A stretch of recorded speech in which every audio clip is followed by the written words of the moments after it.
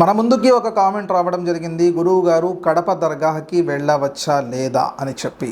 అస్సలాము అలైకుం వరహ్మతుల్లా. నేను మీ శ్రేభిలాషి హాఫీజ్ బాయాజిజ్ సిరాజీ. నా ప్రేమన సోదర మహాశివులారా, దర్గాకి వెళ్ళవచ్చా అంటే కడప దర్గా అని కాదు, అజ్మీర్ దర్గా అని కాదు, ఏ ఊరు దర్గా అయినా కూడా దర్గాకి వెళ్ళాలి అంటే కొన్ని ఆలోచనలు మన యొక్క మైండ్లో పెట్టుకొని అప్పుడు మనం దర్గాకి అనేది వెళ్ళాలి. అక్కడికి వెళ్ళిన తర్వాత ఒకే ఒక్క పని చేయాలి, తిన్నగా దర్గా లోపలికి వెళ్ళడం.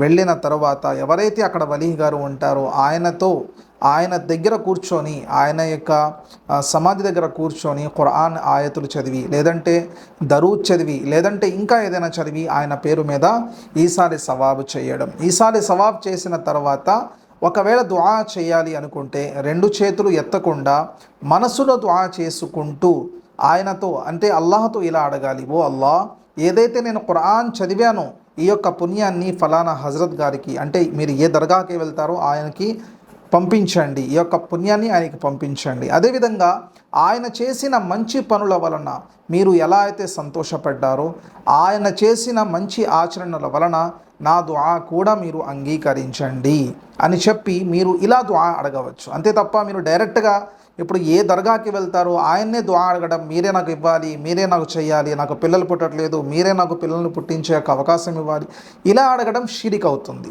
సో ధార్మిక పండితులు దర్గాకి వెళ్ళవద్దు అనడానికి గల కారణాలు ఏమిటి అంటే ఇది ఒకటి, షిరిక్ అనేది అవుతుంది. రెండవ కారణం ఏమిటి అంటే అక్కడ పరదా అనేది ఉండదు. ఆడవారికి మగవారికి ఎటువంటి పరదా కూడా ఉండదు. అందరూ చాలా ఓపెన్గా తిరుగుతూ ఉంటారు.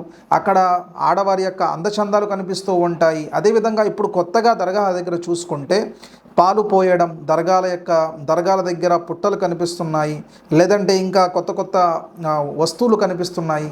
దాని దగ్గర కూడా వెళ్ళాలి, అక్కడ కూడా ప్రదర్శనలు చేయాలి అని చెప్పి కొత్త కొత్త రూల్స్ అనేవి దర్గాల దగ్గర పెడుతున్నారు. ఇవన్నీ కూడా ఏమీ మీ ఆలోచనలో లేవు.